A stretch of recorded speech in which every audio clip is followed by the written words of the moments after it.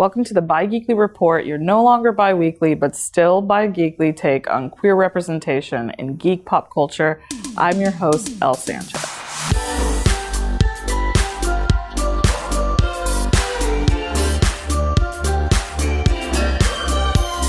This week, we're talking about our favorite new queer couple of the MCU, that's the Marvel Cinematic Universe.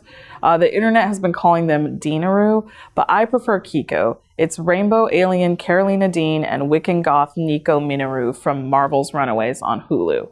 With season 1 ending in what seemed like kind of a kiss and cuddle confirmation of a possible relationship between the two, season 2 of the series were released, all 13 episodes in all, at the end of 2018, where we get a much more in-depth perspective of their burgeoning romance, and it's both adorable, awkward, and heartbreaking all at the same time, just like most high school relationships. So, fair warning, spoilers ahead. First, let's talk about the source material for these characters. In the original Runaways comic book series from Marvel that was written by Brian K. Vaughan, Karolina identified as a lesbian. And although she did kind of endlessly crush on Nico in that series, Nico had kind of a complicated romance with the leader of the group, Alex, and rejected Karolina's crush on her because Nico identified as straight in that comic book. And regardless, these characters have obviously been shipped in the fandom for years. So finally, in season 1 of the Hulu series, while we started out with kind of a romance that was happening between Nico and Alex and Karolina and Chase, we saw Karolina struggling with her own sexuality and ultimately realizing that Nico was the person she actually wanted. And fully expecting Nico to kind of repeat her rejection from the comic books, lo and behold, she actually seems to start feeling confused about her own sexuality after a brief kiss from Karolina, which the series ending had this kind of like really sweet kissing and cuddling moment between the two of them, cementing Nico's interest in Karolina as well. And I think they're actually spooning in a van on a hill at the end of the season 1, which is essentially kind of like queer prom. If you add some kind of box wine and the appropriately slightly awkward rant you both have about like, ooh, who goes to prom? Prom's stupid. Dances are dumb. Who wants to dance with boys or boys at all? Who likes boys at all? And then you both kind of laugh for too long and then silent, you know.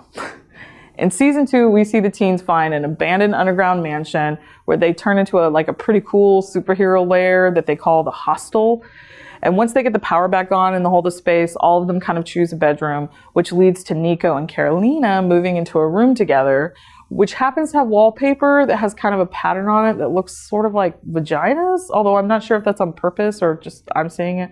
But throughout the season, we see them having kind of your basic relationships up and downs that would come with kind of teenagers playing house together, with the addition of having, you know, murderous parents, outstanding warrants, gender fluid shape-shifting alien that believes Karolina is their betrothed, and, you know, a dinosaur living down the hall. It's like basic, relatable stuff. And we see Karolina coming into her own, becoming both kind of more comfortable with her alien origin and also her own queerness. And Nico becomes more and more comfortable with her sexuality as well. And even though we're talking about kind of like a mostly super powered and otherworldly superhero team, the awkward moments that they share as a couple are still extremely familiar. From the time you see them first kind of weirdly hold hands and not know when to drop them, to the time that Karolina tries to be nice about the fact that Nico's mother is extremely evil, but it's like her girlfriend's mom, so she's trying to be respectful about it, I guess, to the time that like Karolina's missing and Nico's angrily asking everyone like, where is she? Only for Karolina to show up, and then Nico is kind of like awkwardly like, oh, I was just wondering where you're at. I'm not upset or anything. I was just worried, you know, not that I'm getting clingy. I was just concerned, you know, I'm not dependent on you. I'm just concerned from one human being to another where you might be. I'm not being jealous. I promise that I'm a very aloof person and this whole thing is super casual, you know. And even their first I love yous is after kind of a drone is piloted by Nico's mom, chases them down so they kiss in front of what's filming them.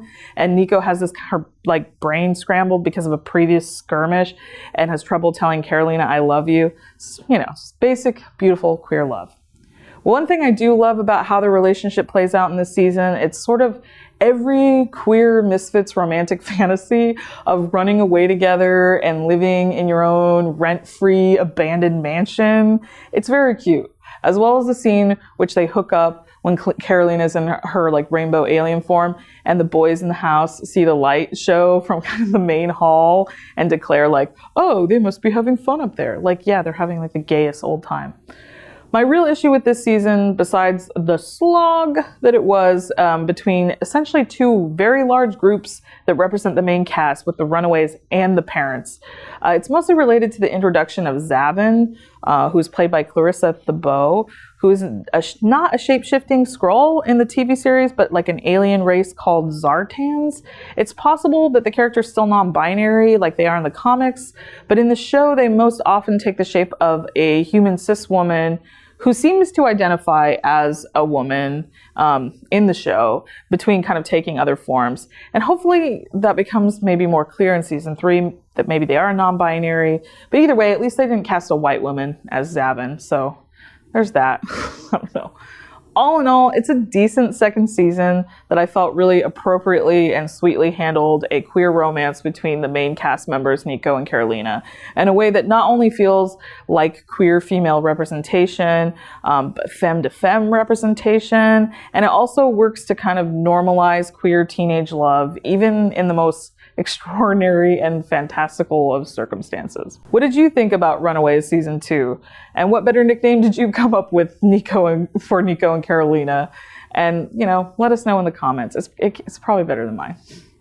Thank you for watching the Bi-Geekly Report with Queer Space Magazine. If you like this video, be sure to show us some support by clicking the like button as well, and sharing the video and subscribing.